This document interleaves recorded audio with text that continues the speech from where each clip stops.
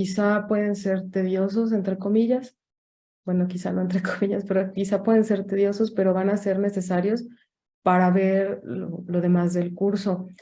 Quizá no lo vamos a ver tal cual, o sea, no vamos a llegar a cierto punto y vamos a decir, "Ah, bueno, esto se trata de esto", pero de algún modo va a quedar implícito. Creo que después de esto se van a dar cuenta que está muy relacionado. Ah, ya me apareció alguien. Ok. ¿Recuerdan qué les dije la clase pasada? ¿En qué les dije que estaba basada la farmacología actual? Alguien dígame, les puse un diagrama así.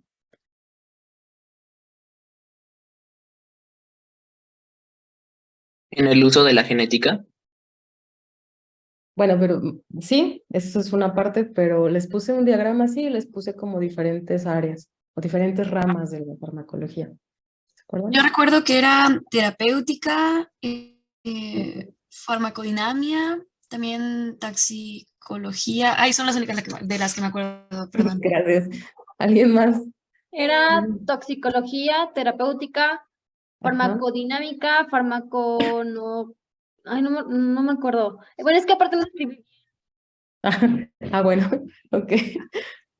¿Alguien? ¿Nada más? Yo era toxicología, Ah, terapéutica, farmacodinamia, no sé.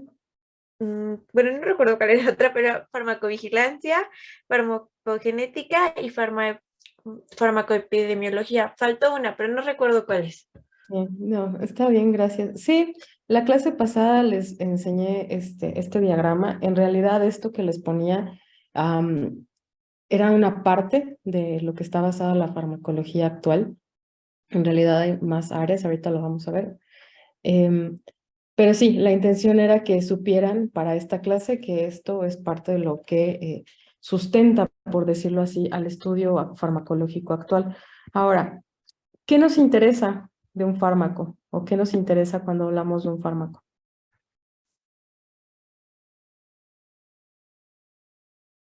Mecanismo de acción, ¿qué más? Las vías por las cuales se puede administrar. Muy importante, vías, exacto. ¿Qué El más? principio activo. Escuché principio activo y algo de fondo. No alcancé a escuchar lo anterior.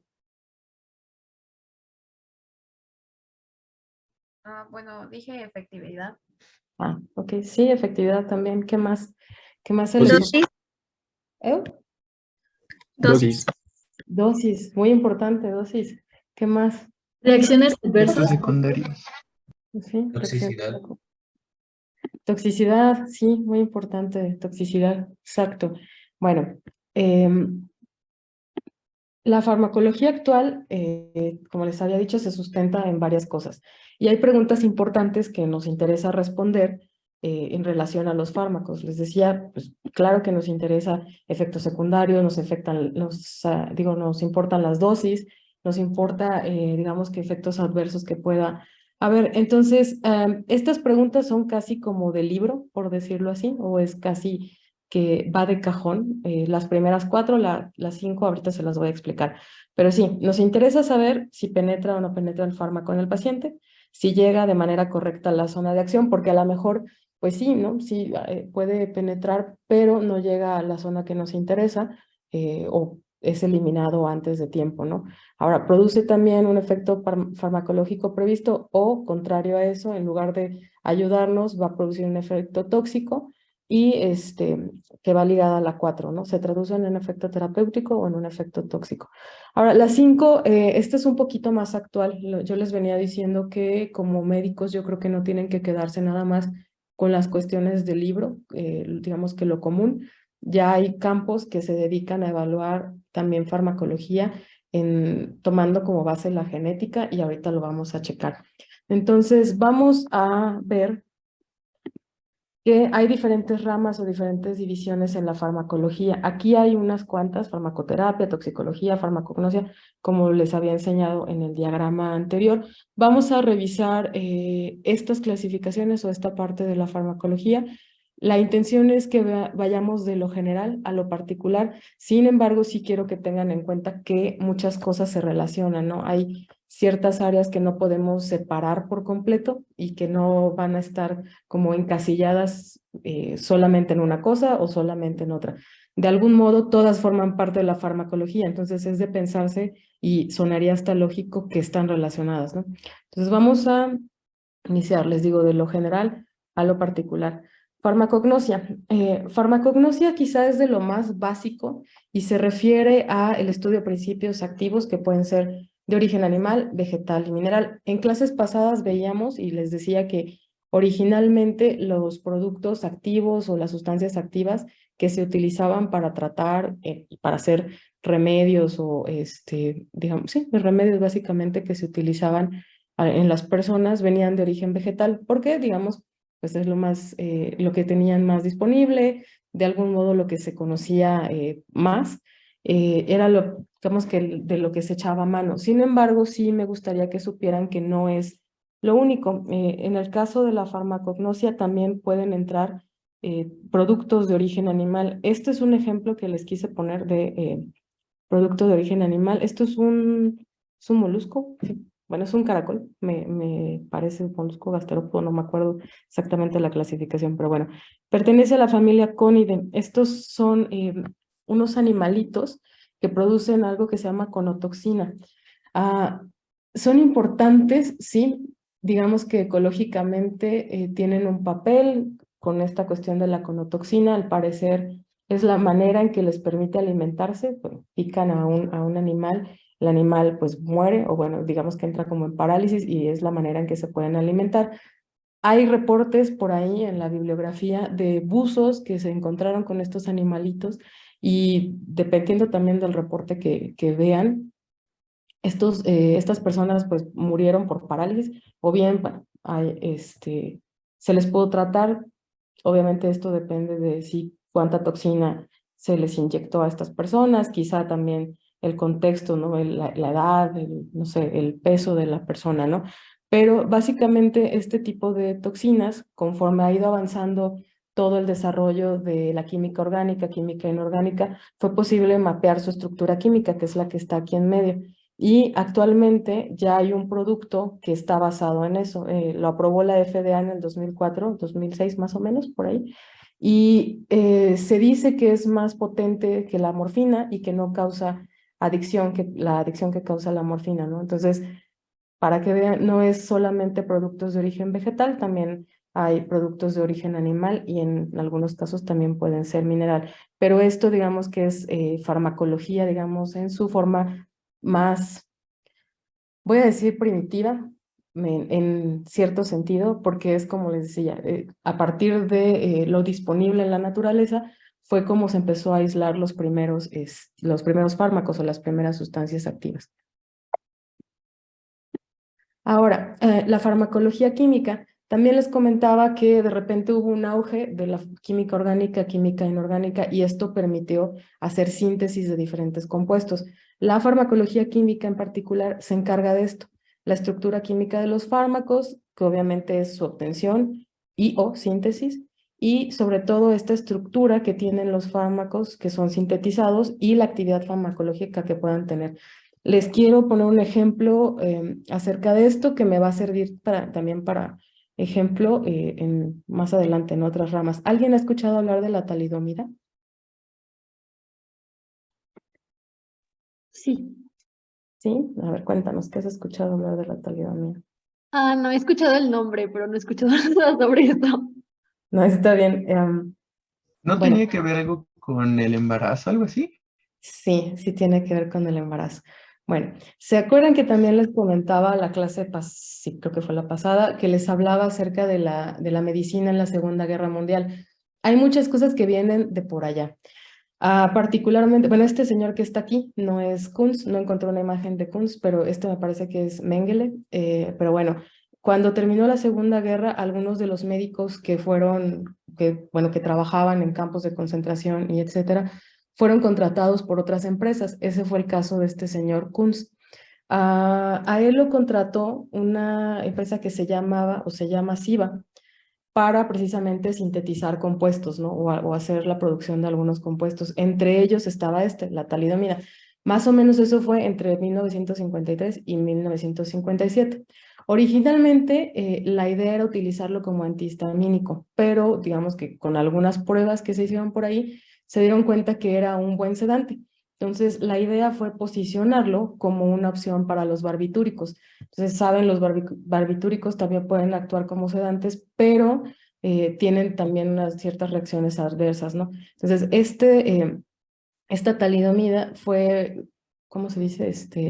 Comercializada por esta empresa, no sé alemán, pero supongo que se pronuncia Grunenthal, bueno, así, y distribuida como alrededor de 40 países, ¿no? También depende la bibliografía que encuentren, va a decir más o menos, ¿no? Pero básicamente lo que se hizo fue distribuir en Europa porque era muy común que era, o más fácil, por decirlo así, que las mujeres embarazadas durante los primeros 3 meses que tenían ciertas molestias, lo utilizaran para calmarlas y pues bueno, inclusive había una frase que era como, era tan inofensivo como un dulce. Entonces, literalmente, las personas lo consumían como si nada, ¿no?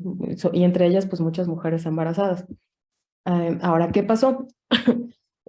Por ahí, después del 57, que fue cuando se empezó a comercializar, comenzó a haber estos casos de nacimientos de niños con malformaciones, niños que les faltaban extremidades, problemas en el aparato digestivo y también en genitales, en el aparato reproductor. Y este señor que está acá, Lenz, es un médico, o bueno, fue un médico alemán que también se puso a documentar estos casos y se dio cuenta que tenía relación con esta cuestión de la talidomida. Y las personas que habían consumido bueno, las mujeres que habían consumido talidomida en los inicios del embarazo eran generalmente las mujeres que tenían este tipo de desenlaces con sus productos. Ahora, ¿qué pasó? Esta señora que ven de este lado, en la parte de arriba, es una estadounidense que trabajaba en ese entonces para la FDA. Yo les decía que este producto se comercializó en Europa y hubo como una campaña muy fuerte para que el producto entrara a Estados Unidos. A esta persona la amenazaron, le pidieron su cabeza, pidieron que se revisara, digamos que todo su papel en la FDA, porque había mucho interés de las farmacéuticas en que entrara este producto a Estados Unidos, que ya se estaba vendiendo como pan caliente en Europa, ¿no? Entonces, esta persona dijo que no, y no se dio, porque digamos que los ensayos clínicos que estaban hasta ese momento eran un poquito truculentos. Después se supo que eran ensayos clínicos un poco falsos o bastante falsos y de algún modo, bueno, pues protegió el hecho de que ella no permitió la entrada de este medicamento a Estados Unidos ya como tal para su comercialización. A partir de esto, pues bueno, hubo algunos ensayos por ahí donde se puso en animales, donde se puso en evidencia que pues efectivamente sí era el efecto de talidomida sobre o que tenía este efecto teratogénico. También, esto es en conejo, pero se supone que se hicieron pruebas también en ratones y ratas. Y al final lo que se vio es que la talidomida tenía digamos que el principio tenía una mezcla racémica. Esto es, cuando se hace una síntesis, generalmente hay una molécula R y una molécula S. En el caso de lo que se estaba comercializando, había ambas mezclas, pero chistosamente, bueno, desgraciadamente, una era sedativa y la otra era teratogénica. Entonces, al no haber una regulación o al no haberse hecho análisis como se debían de hacer, se comenzó a comercializar, como les decía, en Europa y hubo todo este caso. De hecho, no estoy segura, pero bueno, más bien estoy casi segura que hasta la fecha sigue siendo la el principal escándalo en la industria farmacéutica, ¿no? A partir de esto comenzó a haber un montón de regulaciones en la FDA para hacer los ensayos en animales y también para hacer ensayos clínicos en personas, porque precisamente lo que se quería evitar era que volviera a pasar algo así como con este producto. Entonces, bueno, la farmacología química se encarga de esto, de evaluar todas estas moléculas que son sintetizadas para evitar precisamente este tipo de cosas. Les decía, en el caso de la talidomida hay una molécula S, una molécula R. Cuando se hacen ahora este tipo de síntesis, se evalúa también ambas, ¿no? O se evalúa si una puede tener efecto o algún efecto adverso y la otra no. Entonces, es una regulación que se lleva ahora precisamente a partir de este tipo de cosas. Ahora, de aquí nos saltamos a esta farmacología que es preclínica. Les decía, nuevos fármacos y nuevas moléculas que se buscan o que se desarrollan, se sintetizan en el laboratorio, ahora tienen que pasar por ensayos en fase preclínico mucho más exhaustivos de lo que era antes. Actualmente hay esta tecnología, por decirlo así, que se llama organoides. Se puede cultivar en laboratorios ciertas, digamos que ciertas células de cierta manera especial. Obviamente esto requiere mucha inversión de dinero y de personas especializadas para hacerlo, pero se puede, no sé, cultivar a lo mejor digamos que la base de un hígado, la base de un cerebro, la base de, etcétera, para poder hacer las pruebas antes de pasarlas también a humanos y a animales. Anteriormente solamente se hacía como en in vitro, por ejemplo, si probaban a lo mejor algún antibiótico, no sé si han visto estos discos que se utilizan, ¿no? Para hacer inhibición en placas de bacterias. Cosas así se hacían, también se pueden hacer con células de mamífero para probar algunos fármacos que van a ser utilizados en humano. Bueno, ahora ya también hay esta tecnología de los organoides para, digamos que hacer algo mucho más fidedigno a lo que sería la respuesta como tal ya en una persona. Y la parte de los animales, ¿no? Cobayos, hámsters, ratas, ratones, etcétera, donde se tienen que probar todas las nuevas moléculas, ya les digo, que sean aisladas o que sean sintetizadas antes de pasarlos como tal a una etapa clínica. Ahora, la farmacotecnia, que es otra parte importante. Aquí lo que se busca es la adecuada preparación para una utilización terapéutica para ya el uso humano. Aquí involucra mucho la formulación y la presentación. ¿Por qué? Porque no es lo mismo que nosotros consumamos a lo mejor algo, digamos que en forma de tableta, o quizás se necesite consumir, bueno, no consumir, que sea administrado vía intravenosa, ¿no? Sí hay diferencias en relación al efecto que puede haber. Entonces, como dice aquí, en la formulación y la presentación que tenga un fármaco, un medicamento, va a estar ligado directamente con la farmacocinética y con la eficacia. Nuevamente, si necesitamos algo que sea intravenoso, o inclusive, por ejemplo, con los antibióticos, es un ejemplo. Hay veces que ya no, que el médico lo que prescribe es que sea intravenoso y que no sea tomado, ¿no? Por ejemplo, todo este tipo de cosas las evalúa la farmacotecnia. Ahora, ¿qué sigue? Farmacometría. La farmacometría lo que hace es medir la relación entre la dosis administrada y la respuesta que se está obteniendo. ¿Por qué? Es importante, también lo veíamos en clases pasadas, no es lo mismo que se le aplique algo o que se le prescriba algo a un niño, a un adulto joven o a un adulto mayor. La farmacometría hace esto, evalúa este tipo de curvas de dosis-respuesta y también el cuánto y el cuándo, ¿no? Nuevamente quizá, no sé, el ejemplo más claro, antibióticos, ¿no? Si necesita alguien tomar un antibiótico, no, quizá no es a las 12, quizás a las 8, quizá, no sé, a las 24, etcétera. Este tipo de cosas lo ve la farmacometría a través de este tipo de ensayos, donde se evalúa la dosis que es administrada de cierto fármaco con respecto a la respuesta que se obtiene, ¿sale? Ahora, la toxicología, particularmente la toxicología para la clínica o para la terapéutica, evalúa reacciones adversas o bien si hay alguna enfermedad ocasionada por los medicamentos. El mejor ejemplo que puedo darles, se me viene a la mente en este momento, es como esta cuestión de la talidomida, ¿no? Las reacciones adversas que tuvo fue este tipo de casos, en el mejor de los casos, y entre comillas, porque la verdad es que no creo que sea pues algo deseable, los niños nacían sin extremidades, pero en el peor de los casos ocurría este tipo de cosas que están viendo en la imagen de en medio, de abajo, donde pues estos niños en realidad no sobrevivían más de cierto tiempo, ¿no? Los problemas que tenían podían ser también a nivel, ¿cómo se llama? A nivel psicológico, y pues bueno, en realidad había mucho índice de mortalidad, sobre todo cuando había habido un consumo quizá mayor que en otros casos, que esto también va de la mano nuevamente con esto que les decía, ¿no? Dosis administrada y la respuesta.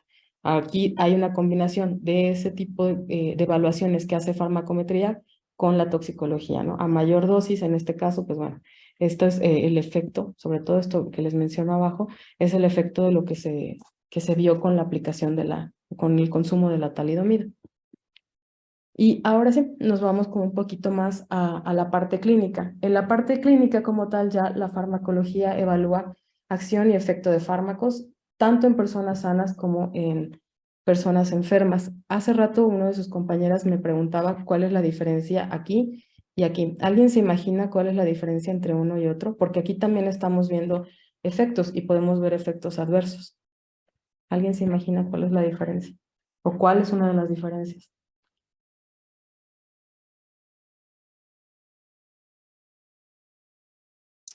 Pues no sé si se refiere a, bueno, es que en mi lógica, toxicología, pues es como que el daño, ¿no? Y puede haber reacciones adversas sin la necesidad de que sea hasta un daño, no sé, a los tejidos o no sé cómo explicarlo, como en la magnitud del daño. Ujú. Sí, sí, sí. Bueno, ¿alguien más? Ahorita hablamos de eso. No es que en una, pues ahora sí que está marcando a ambos, sea una persona sana o enferma, y el otro pues únicamente está evaluando como lo malo o las reacciones adversas que se pueden tener. Sí, justo lo que sus dos compañeros mencionaron tiene que ver con esto. Por un lado, la toxicología, les decía, como parte de la clínica y de la terapéutica, va a buscar efectivamente reacciones adversas. Ahora, la cuestión es que generalmente este tipo de ensayos se hacen sobre sujetos clínicamente sanos, ¿no? Se evalúa ciertas cosas, vamos a suponer, en el caso de la talidomida, si se hubiera hecho el ensayo, ¿no? Sobre mujeres embarazadas, bueno, no, quizás mujeres embarazadas no es la mejor, pero bueno, vamos a suponer sobre mujeres embarazadas sanas o clínicamente sanas que cumplieran ciertos parámetros. Probablemente, digamos que el resultado de saber las reacciones adversas en relación a esto, a la dosis administrada y la respuesta, no hubieran sido tan similares o hubieran variado si se hubiera aplicado nada más así. Aquí hay que recordar que, como decía su compañero, aquí se están considerando a los dos, tanto sanos como enfermos, y nuevamente los ensayos clínicos se hacen sobre sujetos clínicamente sanos para evitar ruido, por decirlo así, ¿no? Acá no sabemos si a lo mejor, no, en este caso, esta persona está enferma y eso ya meta ruido en lo que queremos saber. Quizá ya no sabríamos si este efecto tóxico o esta reacción adversa es resultado del, digamos, que esté también presente esta enfermedad o solamente es resultado del uso de algún medicamento, ¿no? Entonces, si bien van muy relacionadas, como les decía su compañero, aquí también hay que tomar en cuenta que ya es sobre una población general, o sobre todo sobre lo que realmente puede estar pasando y no nada más sobre esta cuestión de sujetos que son clínicamente sanos. ¿Sí? ¿Dudas? ¿Sí quedó claro? Sí, doctora, todo bien. ¿Sí? ¿Seguros? Vale. Ahora, ¿qué sigue después de esto? Si se dan cuenta, bueno, les decía, estoy tratando de ir de lo general a lo particular. Hay diferentes fases, en teoría les decía aquí, debe haber un ensayo clínico, aquí digamos que es un poquito ya más aplicado, y luego viene esta parte de la farmacoepidemiología, que no se encarga nada más de seguridad, de efectos adversos y efectos benéficos. Aquí hay una relación ya más estrecha con esta parte de farmacoeconomía y las consecuencias sociales. Otra vez, el mejor ejemplo, talidomida. Bueno, el mejor ejemplo que creo que les puedo dar en este momento es esta cuestión de la talidomida. Posterior a su comercialización y después de X tiempo fue que se vio todo esto, ¿no? Todos los daños que puede causar en el producto. Hay personas hasta la fecha, me parece, que todavía están sufriendo estragos acerca de esto, y la farmacoepidemiología surge un poco a partir de este tipo de cosas. No nada más es si un medicamento puede hacer algo a corto plazo. Digamos que la idea es evaluar en tiempo si realmente va a ser costo-beneficio, si hay un costo-beneficio, ¿no? Porque también puede ser que haya un fármaco muy bueno, muy, muy bueno, se produzca el medicamento, salga a comercialización, pero sea muy caro. Entonces, quizá eso va a impactar obviamente en la disposición, las personas que pueden adquirirlo y el tiempo que pueden estar sujetos a ese medicamento, ¿no? Por el contrario, a lo mejor hay un medicamento que es más barato, pero a lo mejor no es tan eficaz, a lo mejor pues no produce los efectos como el otro. Entonces, todo ese tipo de cosas lo mide ya como tal la farmacoepidemiología. Y como su nombre lo dice, o sea, en el sentido de la epidemiología, aquí ya se basa en estadísticas, en los datos, en lo que hay a largo plazo de resultados entre una cosa y otra. Entonces, esto es bien importante porque quizá puede pensarse como, bueno, es muy normal en este momento decir, están todos estos fármacos disponibles, pero en realidad llevan un proceso a la larga para poder ser evaluados y determinar que efectivamente no va a ser un riesgo en lugar de un beneficio para las personas que se están aplicando. Entonces, hasta aquí, dudas, chicos. Dudas, comentarios. Doctora, ¿en qué radica el precio entre un fármaco a otro? Porque yo veo que algunos son más caros que otros y supongo que es igual por el proceso, por los cuántos principios activos tenga o en qué radica. Sí, tiene que ver, en realidad hay muchas cosas ahí.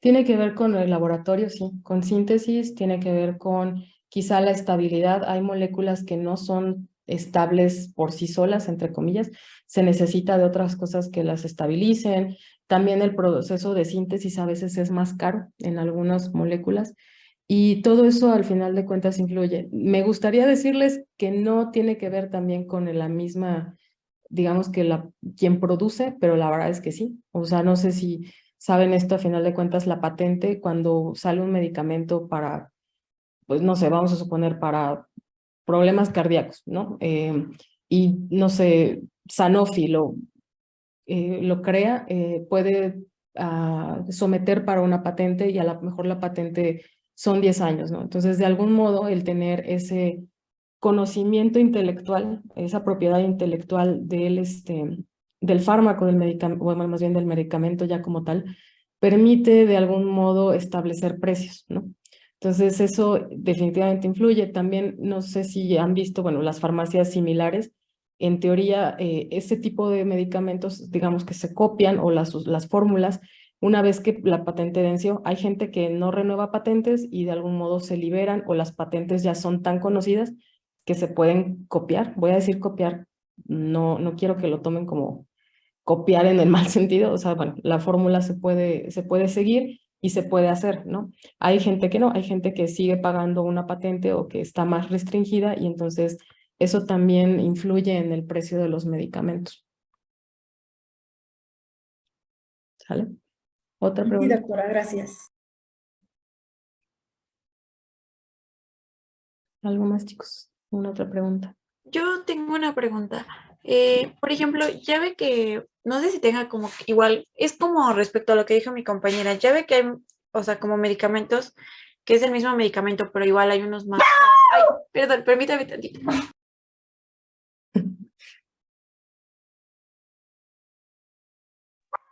Ya, doctora, perdón. Que por ejemplo hay unos que son más baratos que otros, entonces no sé si tenga que ver en esto igual como a veces las reacciones, ¿no? O sea, de que un medicamento es más barato, no te va a hacer efecto o te va a hacer daño, a veces como dicen por ahí, ¿no? Como que lo barato sale caro.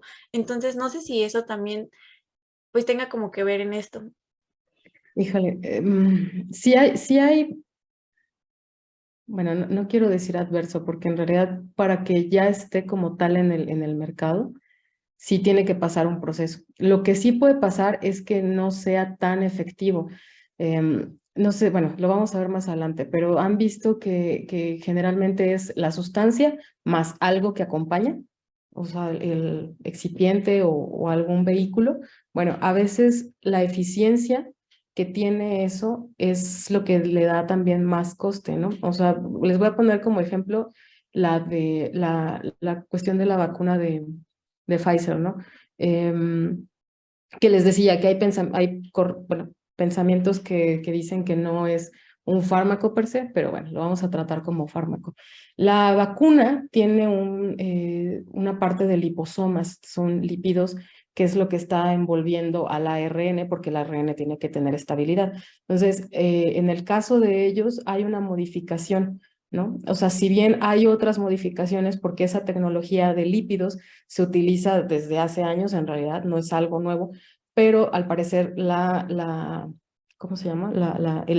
Sí, o sea, la combinación de lípidos de Pfizer es algo en particular que permite cierta estabilidad, que permite que pueda ser inoculado y que tenga esa eficacia que tiene la vacuna, ¿no? De hecho, no se sabe porque no te dicen exactamente la formulación, pero eso puede pasar. A lo mejor no es que tenga como tal el efecto adverso, pero sí la manera en que ¿cómo se dice? Delivery, es como que llega el medicamento, es diferente, es más eficaz en uno que otra y eso también influye. Si eso influye con efectos adversos, o sea, por ejemplo, que el vehículo sea diferente y eso impacte, híjoles, sí podría pasar, pero creo que cuando hablamos de medicamentos un poco más regulados, ya es como más difícil que ese tipo de cosas pase. Si se acuerdan ¿cómo se llama? Lo que les envié, la nota que les envié acerca pues no sé cómo llamarlo, producto, habla de eso precisamente, ¿no? De la falta de regulación. Entonces, cuando hay este tipo de cosas, es más fácil que sí pase la cuestión de efectos adversos por la falta de estudios clínicos, por la falta de regulación, etcétera. ¿Vale? ¿Sí quedó claro? Sí, doctora, gracias. Ok. Otra pregunta, chicos. ¿No? Bueno, ahora, después de esto que les mencioné, les decía, tratar de ir de lo general a lo particular, ahora sí viene esta parte de la farmacoterapia, que de algún modo ya engloba a todo, por decirlo así, y está muy ligada a la farmacología clínica. Ahora, les decía, nosotros tenemos un fármaco y no nada más es cuestión de, bueno, ya tengo un fármaco y lo voy a usar indiscriminadamente. Hay muchas evaluaciones que se hacen. Aquí hay algunas, ¿no? Funciones fisiológicas, diagnóstico, si sirve para prevención o no sirve para prevención, etcétera, ¿no? Bueno, esto también interacciones y contraindicaciones y su uso racional.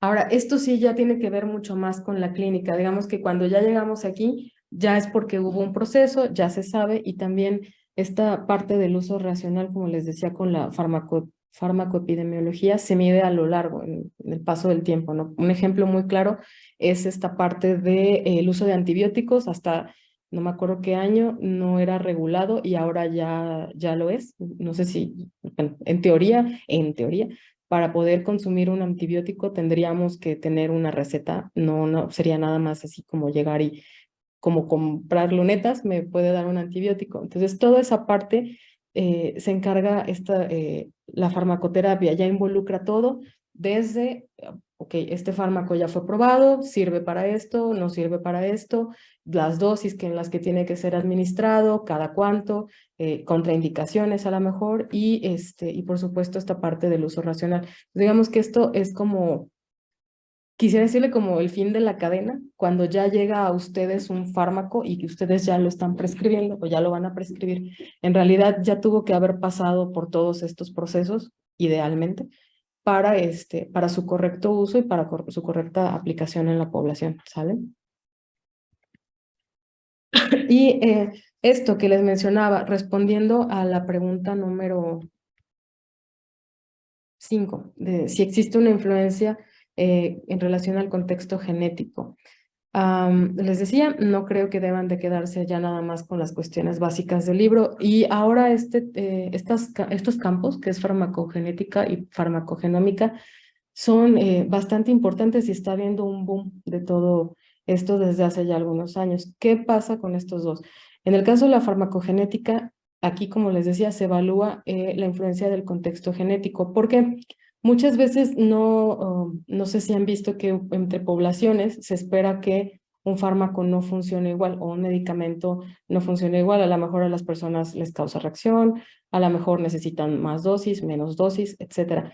Esto es como que se podría pensar hasta lógico, ¿no? Como, bueno, es que quizá a ciertas personas sí, quizá a otras personas sean más susceptibles, etcétera, ¿no? Pero lo que se ha visto en los últimos años es que hay variaciones genéticas que afectan directamente este tipo de cosas y que inclusive puede estar dadas en la población. Acá abajo les puse un ejemplo. Esto es una variación del HLA. ¿Alguien sabe qué es HLA?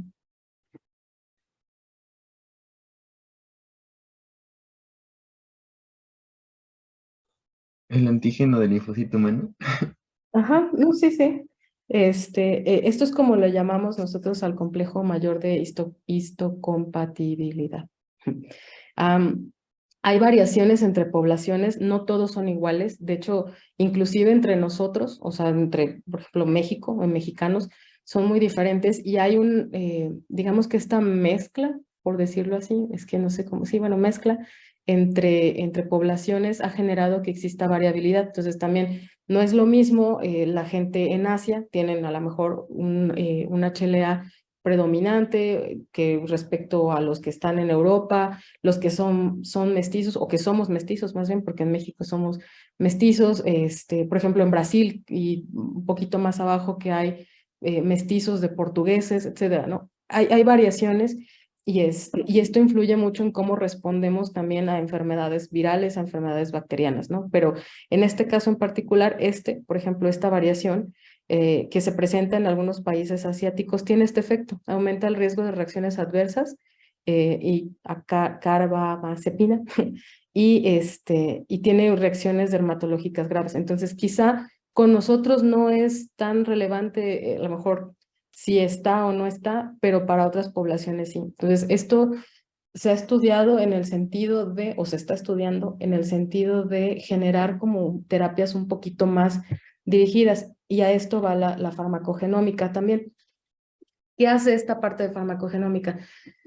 Digamos que cuenta la historia un poquito de atrás para adelante. Generalmente cuando ustedes vean a una persona, no sé, quizá llega a ustedes porque tiene X cosa, ¿no? Entonces, ahí es un poco tratarlo de, bueno, ya tiene esto, entonces vamos a darle el tratamiento genérico, quizá, genérico en el sentido de normal, por decirlo así, el tratamiento normal para tratar el padecimiento que tiene. La farmacogenética lo que busca es ir de atrás para adelante. Ahora, generalmente, a través del estudio de las poblaciones, por ejemplo, aquí la población 1 es la que está como en blanco, sin relleno, población 2 esto que está como en gris oscuro y la 3 es la que está en gris más clarito, ¿no?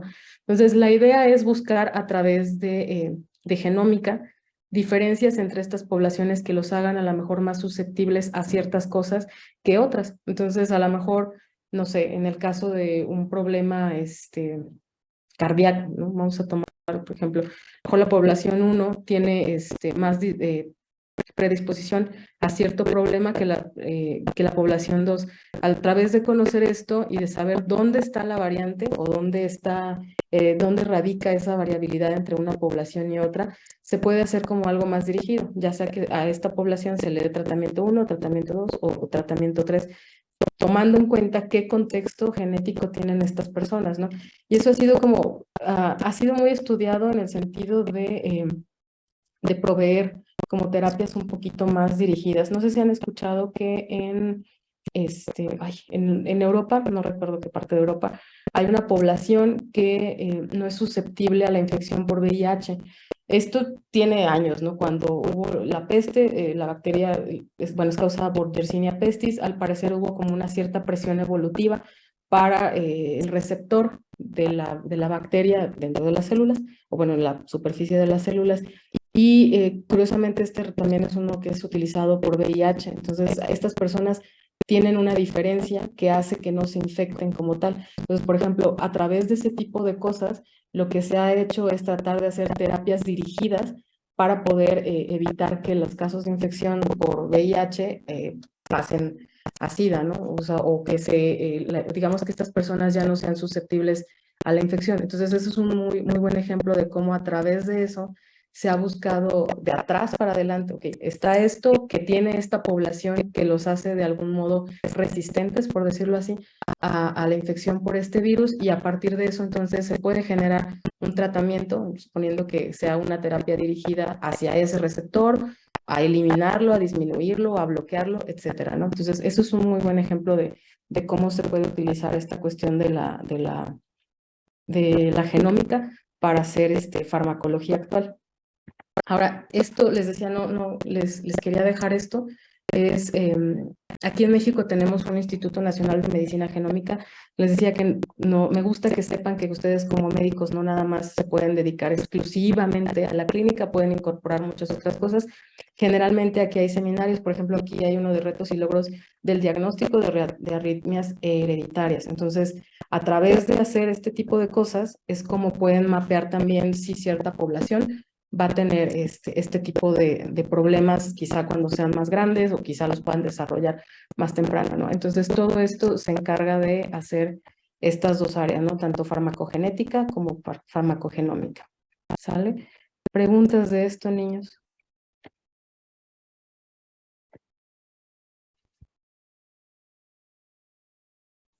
Otra. ¿No? Bueno, seguros. Ahora, estos dos conceptos, farmacocinética y farmacodinamia, son de los conceptos más importantes, voy a quitarle la diapositiva, de los conceptos más importantes en farmacología, y los vamos a seguir utilizando pues todo el curso, ¿no? Deberían de ir más arriba en la presentación, les decía que es cuestión de ir de lo general a lo particular, pero los quise poner al final porque, les decía, son muy importantes, los vamos a seguir viendo como pan nuestro de cada día, y pero me interesa saber si alguien sabe la diferencia entre uno y otro. Sí. Ajá, dime. Bueno, a lo que yo recuerdo es que la farmacocinética es básicamente el estudio del efecto que tiene el cuerpo sobre el fármaco, y la farmacodinamia es lo contrario, es el efecto que tiene el fármaco sobre el cuerpo. Sí, efectivamente. La farmacocinética tiene que ver más como el organismo, bueno, lo vamos a ver, yo creo que el día de mañana, sí, que son 6:52, pero bueno, sí, tiene que ver con el efecto o qué hace el fármaco una vez que está dentro del organismo, ¿no? ¿Qué provoca, digamos, que todo lo que es el cuerpo en ese fármaco, como la absorción, la excreción, el metabolismo, etcétera? Y la farmacodinamia es al contrario, exacto, el efecto que tiene ese fármaco sobre el organismo, pero puede ser sobre también un tejido, un órgano en específico o un sistema, ¿no? Porque hay fármacos que pueden actuar a nivel sistémico. Pero sí, básicamente de eso se trata, y pues creo que eso lo veríamos la clase de mañana. Dudas, chicos, dudas, comentarios. ¿No sienten que va muy rápido toda esta clase? Los conceptos. ¿Les queda Todo claro? muy bien. Todo va bien. Todo bien, doctora, gracias. Ok, bueno, si llega, o sea, si sienten que va muy rápido o que quisieran que nos detuviéramos en algún concepto, o sea, sobre todo estas partes que es como quizá a lo mejor un poco tedioso en el sentido de farmacotecnia, bla, bla, bla, bla, bla, o toxicología, bla, bla, bla. Entonces, si quisieran ese tipo de cosas, díganmelo, nos detenemos o regresamos a eso para poder, para que quede claro y que también no se haga tan pesado, ¿sale?